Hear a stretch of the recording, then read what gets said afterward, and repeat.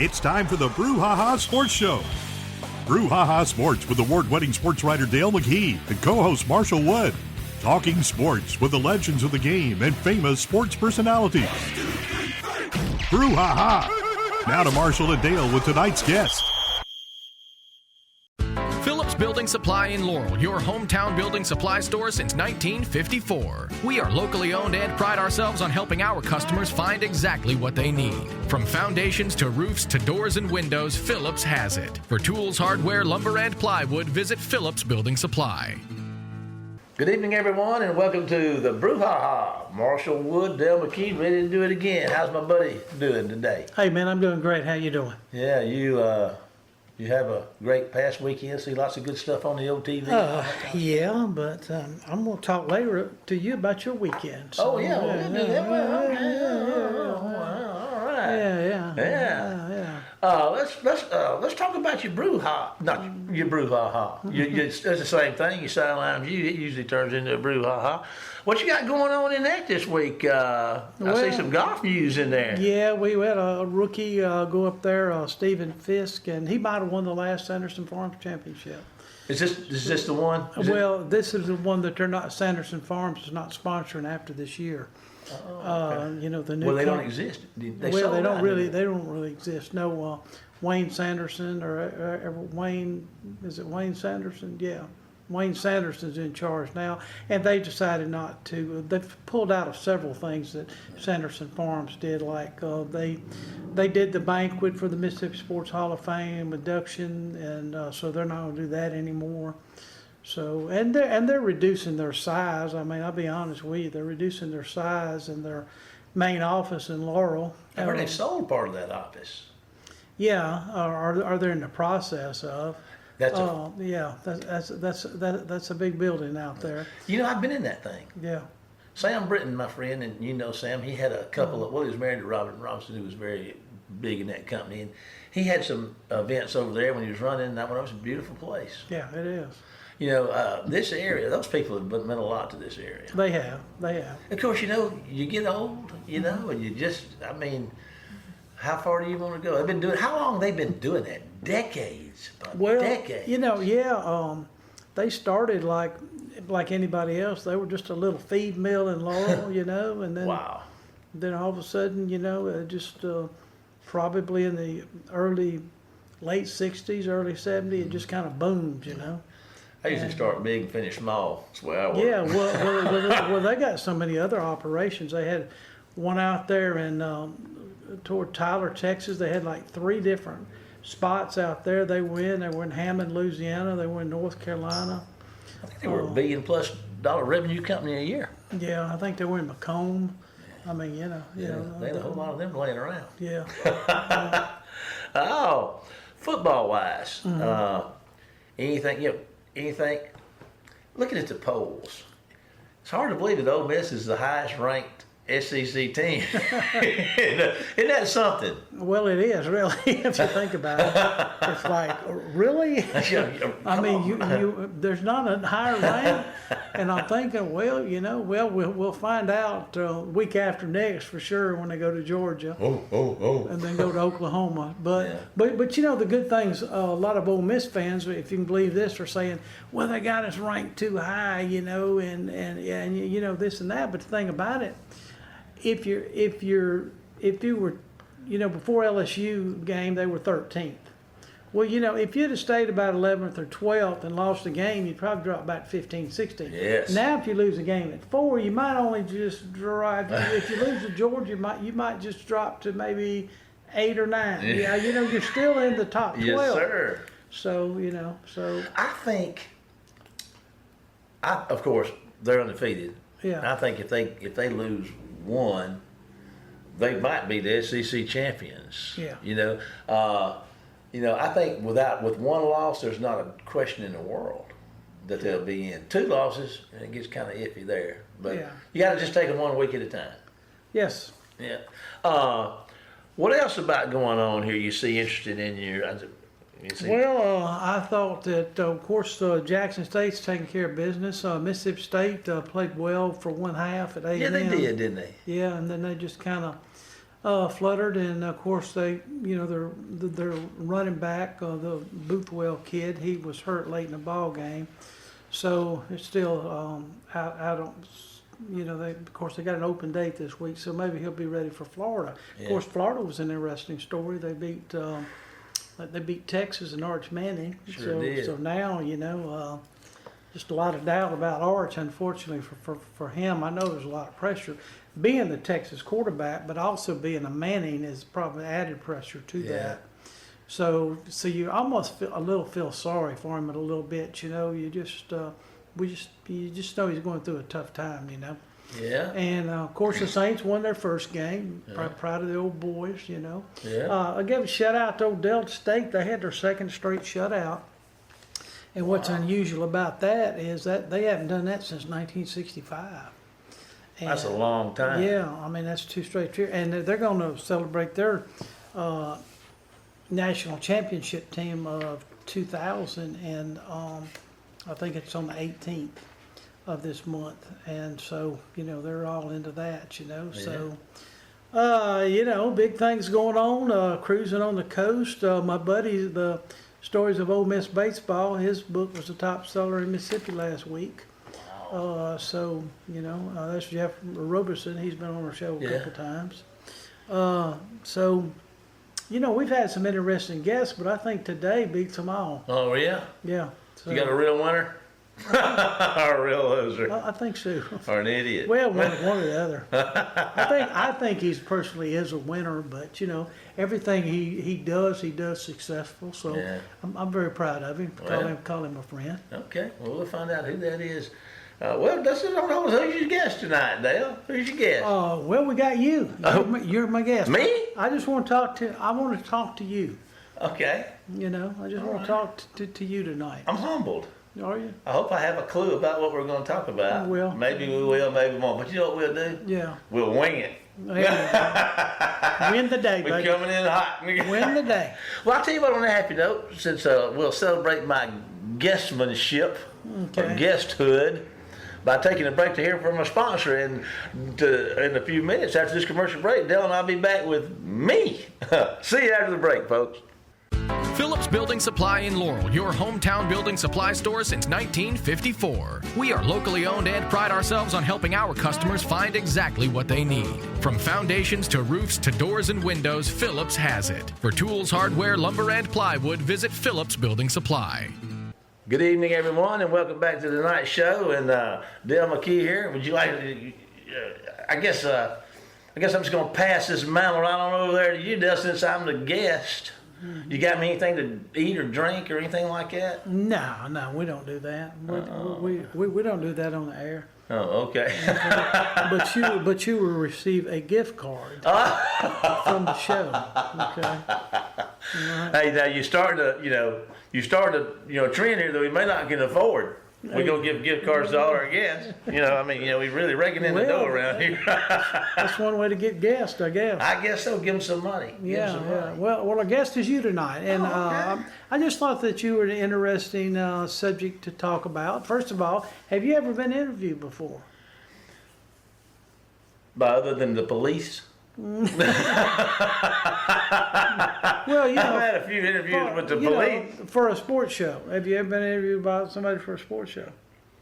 I don't believe I have. Not that I can recall. Of course, I don't remember much anymore. Okay. Well, so you need to take it really easy on me because I'm a novice. I'm not going to go through for the throat to start with. Okay?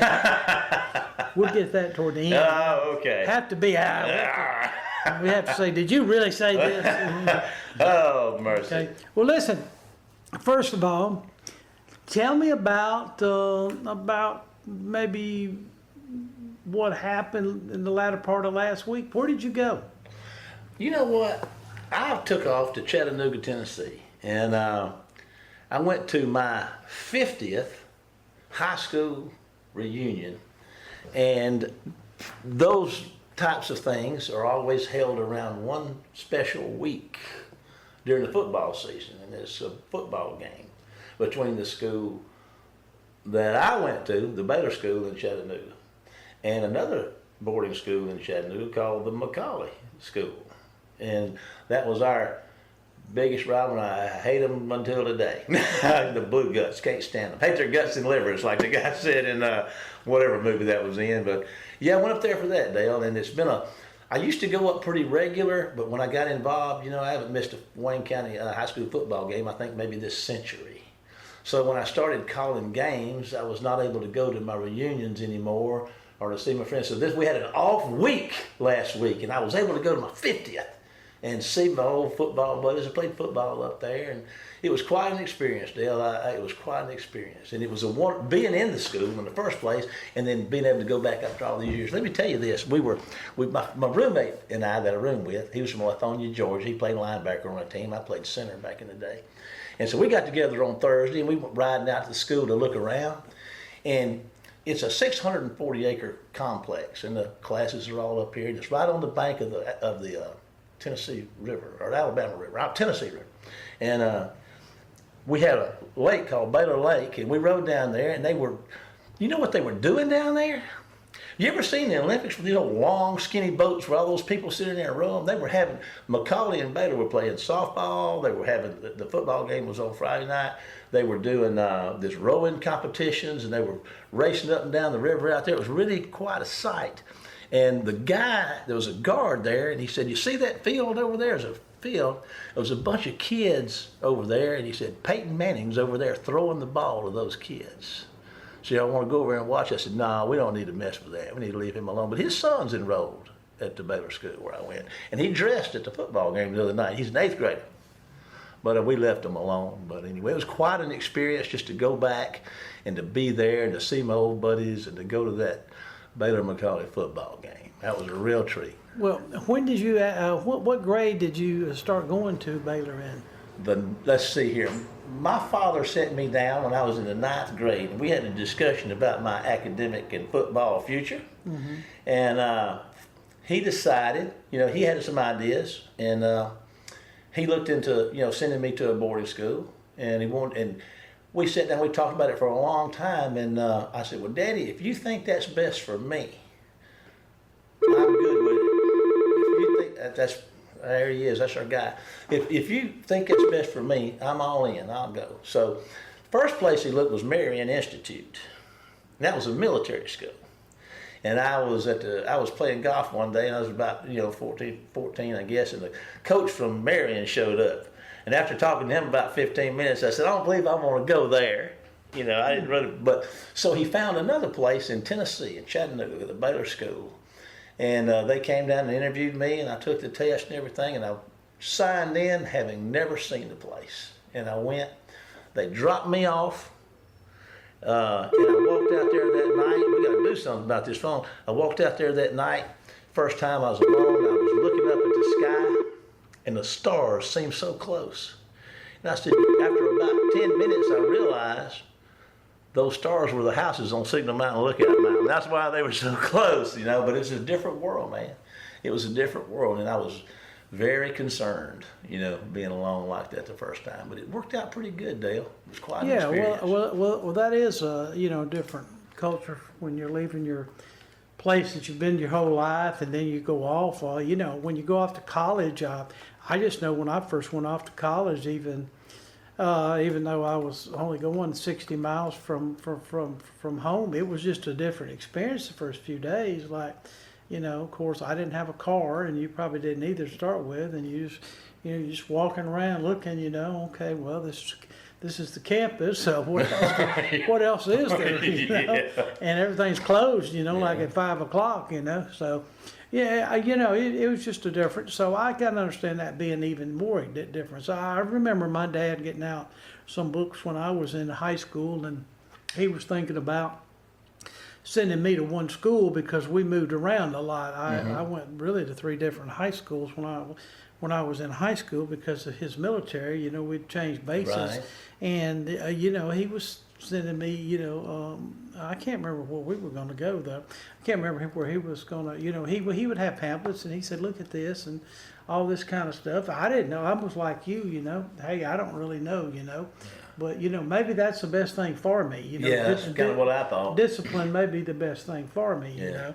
And, of course, you don't really think about it when you're 14 or 15. But in the end, I think I just stayed at home mostly because I didn't think my mother wanted me to go off, you know. Yeah. And so I think that had a lot to do with it, too. A big part of my academic endeavor, particularly in the junior high and high school, was football. And that was a priority for me, was to play football. And I played football at Baylor. And it was quite an experience. A couple of guys on the team, the first team I was on at Baylor, before I left Baylor, there was 3 guys from Baylor playing for Coach Bryant. 2 brothers and another guy, Charlie Hanna, David Hanna, and Scott Price, all played at Alabama, and they all played with me at Baylor. And they were just a few of the ones that went to the next level. It was quite an experience. We played my sophomore year. We got beat by City High School in Chattanooga by 1 point. And we went on to play Bristol for the state championship that year. And Bristol, Tennessee was the #1 team in the nation that year. They hadn't lost in a couple of years. And we went up there to Bristol, and they beat us like a drum, 39-6. And we wound up being ranked 11th in the nation that year. And the next year we came back, we had pretty much everybody back. Of course, we lost, Charlie Hanna went on to Alabama, but we still had his little brother, David, who played offensive tackle for us. And we went on, and we ran the table that year. We went 13-0 undefeated, won a state championship. TSSAA 3A at that time was the largest division up there, and we were ranked #1 in the United States of America football team. My senior year, we were undefeated until our last game of the regular season, and we got beat. But we were in the playoffs. We played McCallie that year, and we beat them 35-14 in the regular season, and we wound up playing them in the regional playoffs. They got in, and we got in. Of course, we would only lost to 1, which was a non-district game, and they beat us 29-7 the second time for that state championship. That was a hard pill to swallow. We don't think a lot of those people. But that's kind of was my little football experience at Baylor. It was played with a lot of guys that went to the next level, a lot of great athletes. It was an amazing experience. Educational endeavor was really quite something special. But it was quite an eye opener for me, Dale, and a really blessing. And we maintained these friendships until today. It's quite an experience, and we played some mighty good football too. Mighty good football. Well, that is some great memories for you too. So you went this past weekend, and of course, Baylor looked like they were getting run off the field in the first quarter because I was watching the game. They were. and then all of a sudden that number, I think 0, boom, he breaks about 2 long ones, and finally y'all came back, and I think in the final quarter scored right in the last couple of seconds. And ended up beating them. Of course, I hate to tell you, but I did doze off a couple of times. That's just my nature, Let me tell you about that kid that you're talking about. Number 0? Yeah, he's from Canada. And last year as a freshman, he was Mr. Football in Tennessee. He's probably going to be it again this year. And he's probably going to be it again next year. Ohio State and every school in the country wants that kid. And you saw him play. Mm-hmm. He's pretty good. Mm-hmm. He's pretty good. No, so. He's got a burst of speed now. I mean, he looks like if you give him some daylight, he's gone. It's over. He's gone. But so you had great success against your rival McCallie, and I know this was a big game. But the week before your game that you attended against McCallie played Heidelberg. They sure did, man. What a story! But what the storyline was for me the other night was the announcers, who were like a CWS channel in Chattanooga. Yeah. I guess they do a live Friday night game or something like that. But they were talking about, Baylor's got 14 commits, and this and that. I mean, 14 commits, that's a lot of commits on a high school football team. It is. And most of them were Division I. I mean, there wasn't any junior college. They were all Division I kids. Mm-hmm. So do you think they seek players, or players seek them? I think it's a combination. I mean, you know, the players. I think there's an environment up there where these kids are recognized, and McCallie's got it too. I mean, they've got kids from a lot of different countries here playing football. Canada, there's probably 5 or 6 kids on each one of those rosters from Canada, you know, and coast to coast. And I forgot the question, Dale. I apologize. Well, I was just saying, you know, how can we really explain, you know, Heidelberg going up there okay. and playing a McCallie team that had beat the number 4 team in the country or something like that. Yeah. And then I'm listening to the game, and both of them got, you know, dozens of recruits. Yeah. And I don't know if Heidelberg's got a Division I recruit. I know they may. I know they got an outstanding quarterback in the Crafts kid. Mm-hmm. Who is, you know, he's a kind of a, what you call a runner passer. Yeah. He can do everything. Yeah. And, but it just surprised me, the score. It did me too. It surprised a lot of people. When you look at, we're going to go back to Heidelberg in a minute, but would you just figure you never heard of Heidelberg in that contest in McCallie? If you watched that football game the other night, watching those 2 teams, Ben and McCallie play, what did you think about the talent level and the execution and all that? What did you think about that? Did they look good? To you, you're unbiased. Well, no, I thought fundamentally they were both excellent teams. Yeah. I mean, fundamentally, I mean, you know, it's like seeing you know, like a Duke play basketball back in the day. Fundamentally sound, right. Knew how to block out on the boards. You know, I mean, they did every little thing. They dotted every I, and you know, they crossed all their T's. That's what it looked like to me. 2 great fundamentally. They tackled well, you know, except when number 0 was busting out of there. But when they got a hand on somebody, they did come by. They did come. And there was some big old boys on that team. I mean, talk about big old boys. Huge. You know, I mean, the 6'8". quarterback, the quarterback for McCallie was a 235-pound kid Big guy. that could run. Yeah. The guy from Baylor's committed to Louisville.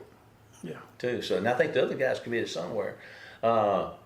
I don't know. It was watching the Heidelberg. I didn't watch the Heidelberg game. My son watched the Heidelberg game, and you know, and we've tried to. And this is no slam on Heidelberg. I mean, if you just look at the numbers and you look at the records and you look at the national exposure and the size of the schools, that's the toughest division in Tennessee football. Is 3A.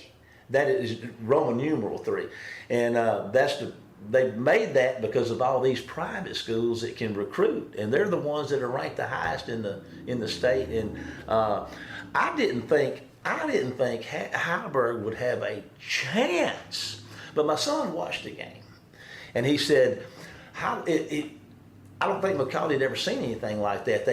Heidelberg's got a lot of speed. Mm-hmm. And what they did was, according to my son, they'd let the quarterback, you know, just stand back there and buy himself a little time. These speedy receivers just lob it down the field, and they couldn't cover them. They couldn't catch them. If they got to the 20, you know, they had to score from long distance because if the field shrunk on them, they couldn't do anything against McCallie. But they did what they did, and they couldn't kick an extra point. If they could have kicked an extra point, they probably would have won that game.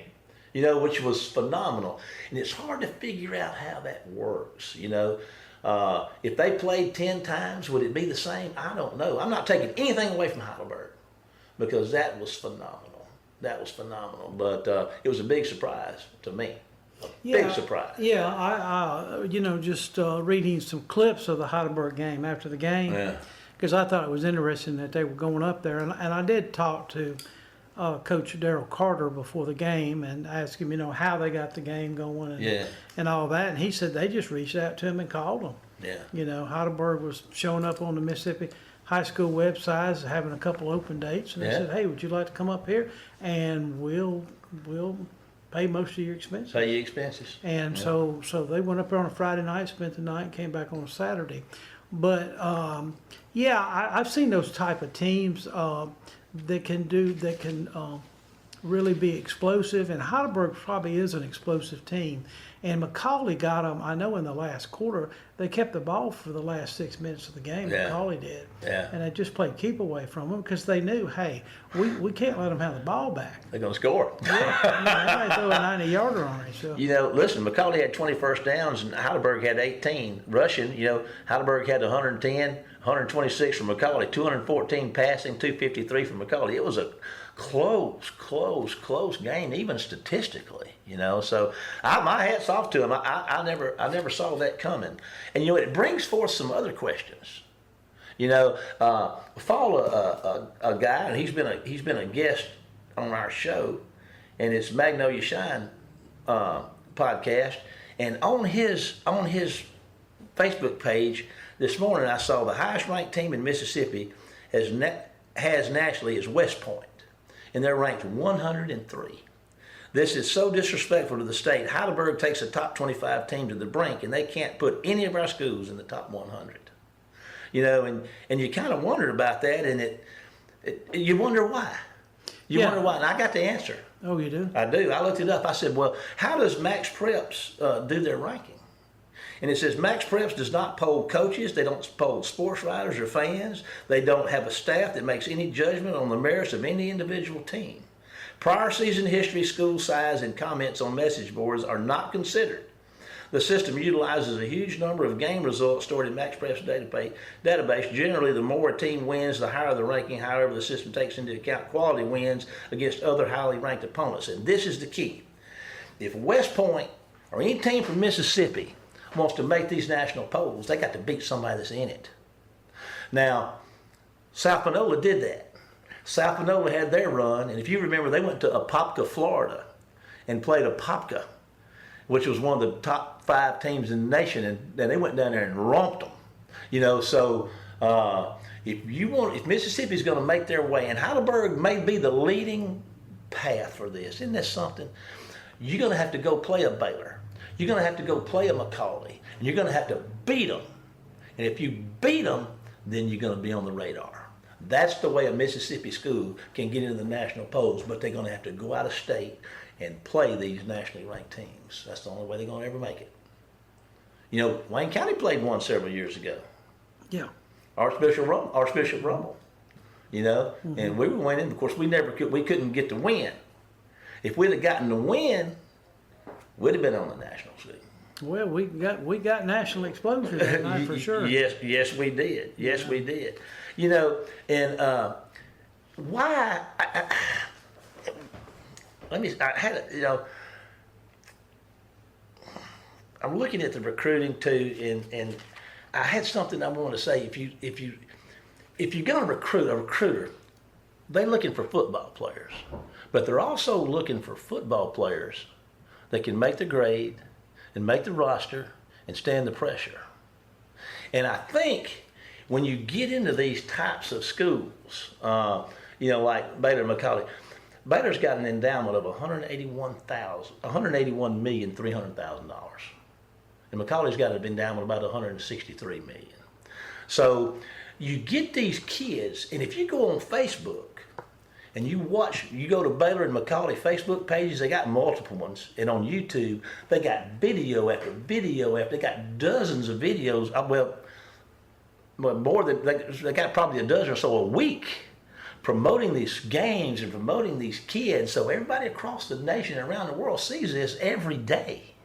And they've got paid marketing experts that make a lot of these videos.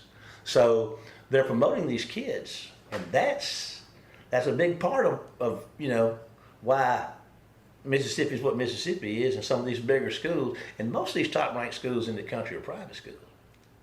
Yeah. Because they can recruit. Yeah. And boarding schools because they can recruit these kids like number 0 from Baylor from Canada. And you get them from all over the world. It's hard to compete with that, Dale.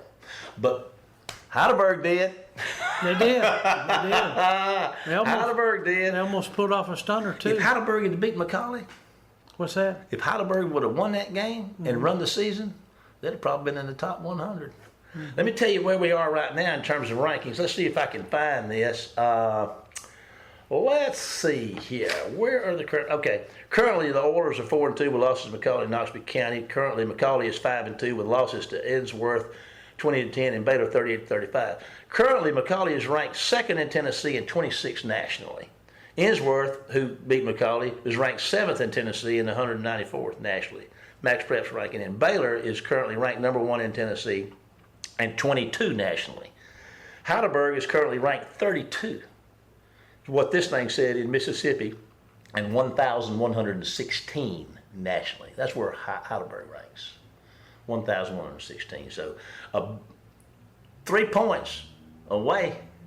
And that might have gone from 1,116 to 116 or maybe 90. Well, out of the 220-something high school football teams in Mississippi being in the top, almost the top 30 is pretty impressive. And they're going to keep winning because, they came back from McCallie and they won like 57-0. I mean, they've got to have confidence to run the table in that league that they're in. Oh, man. I think they've got poor Mize this week. It'll be another blowout win for them. Mm-hmm. And Taylorsville is down this year. Of course, they creamed them like 50-something-0, and they hadn't beaten them in 13 years. Yeah. So Heidelberg's going to probably be in Starkville come December. I love Coach Carter. I love what Heidelberg's done. I appreciate them. I'm a big fan. But still, they made a believer out of me because I have a hard time understanding with all the staffs and the coaching and these kids living under the control of these coaches.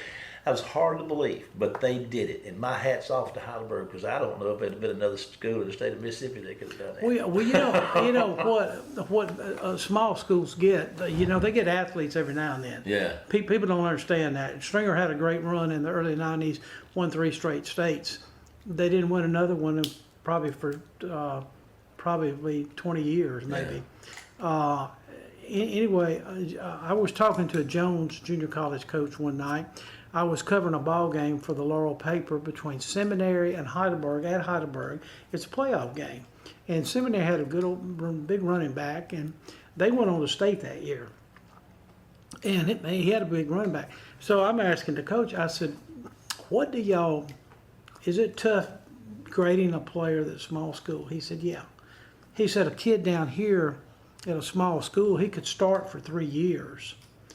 Or am I going to have to? But I've got a kid that maybe sat on the bench until his senior year at a larger school, like a Laurel or a Wayne County or West Jones, and all of a sudden he blossoms out. So do I take the kid that started for 3 years at the smaller school, okay, or do I give the kid that really blossomed out at the 5, 6A, 7A level more of a chance, to play. So and I'm sure there's more that goes into it than just that. Yeah, when you recruiting these guys, you recruit from a school. I'm not slamming anybody. Yeah. But you recruit from a school like Baylor McCallie. You're gonna have honor roll kids. Mm-hmm. You're gonna have kids that have been trained in every aspect of the game by some of the best. Will Muschamp's was it? Son played quarterback at McCallie a couple of years ago. Really? So you reckon they ever talk to Will Muschamp? You reckon they'll ever ask Peyton Manning anything about what to do in a situation like this? So these kids come in there and they get the best coaching, and these kids come in and get the best training, and they're controlled and they're taught and they know what to do and what not to do. So when you recruit a guy, you're going to know what you're getting. There's not going to be anything left to the imagination. Well, I think that's a lot of kids in Mississippi don't understand that. These colleges are not going to take a chance on you. I remember I've got a friend that's coaching at Alabama now. He's an assistant coach, and he was telling me about they were recruiting a kid from Mississippi when he was at South Carolina working under Steve Spurrier, and he said, we have to treat them like almost like a military kid. Like, okay, if he comes up here and he doesn't play his freshman year to start off, is he wanting to go back home? Does he have a girlfriend back home? I mean, they're going to go in depth with you. You know. It's a big investment. Yeah, I mean it is. I mean, I remember we had to figure out Benito Jones' scholarship one time to Ole Miss for the senior class thing. So I called up there and they said, we'll go with a figure about a football player, probably about $35,000 a year. Time we do everything with them. You want to know what kind of people they are and whether they're good students and whether they're going to show up every day. It's a big investment for Dale McKee, I know that. Yeah. Well, Dale, look, we're out of time. Man, I appreciate you bringing this up. This is a big part of my life. You know, that school. Well, I was hoping that you would be, you know, when I reached out to you, I just thought it would be a good deal for people, you know, to find out, you know, kind of how you went through high school. You know, a lot of people, you know, just stuck in Wayne County your whole life, but that's not been your whole life. But every experience you've had has make you who you are, and I'm sure you still have some of that Baylor in you. I know you got. I still hate McCauley. McCauley hates you, but you still got some Baylor in you, you know, from probably discipline and things like that. It's just like people don't understand. My dad was a military guy. I didn't know any better. I thought I was a little soldier for a while, you know. Yes, sir. No, sir. Yes, take out the garbage. Yes, sir. Why am I telling you to take out the garbage? Won't happen again. You know. Oh, well, Dale, thank you. Appreciate the opportunity to share some of my life with the folks out there. Hey, well, I really enjoyed it. Funniest show we've had so far. Well, listen, folks, we appreciate y'all listening tonight. We want to remind you that you can follow us on Facebook at the Brouhaha, and you can listen to our shows on demand as we catalog them on our YouTube page, the Brouhaha. But for now, it's time to say goodbye, Dale. Goodbye, Dale. Goodbye, everybody. We'll see you next week for more of the Brouhaha. Get us out of here, Jamie. You've been listening to the Brouhaha with Del McKee and Marshall Wood. Heard Tuesday evening, 6 p.m. on WABO. For more of the Brouhaha, follow us during the week on Facebook and WABO.